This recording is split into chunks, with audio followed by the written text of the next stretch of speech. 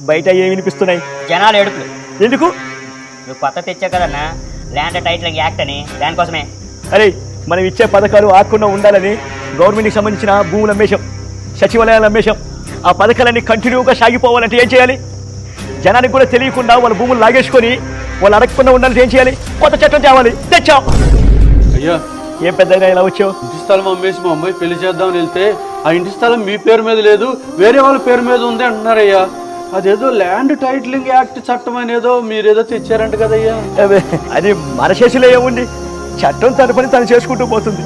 మీ చేతుల్లో ఏం లేదు కానీ మాకున్న ఆ కాస్త స్థలాన్ని మా చేతుల్లో లేకుండా చేశారు కదయ్యా.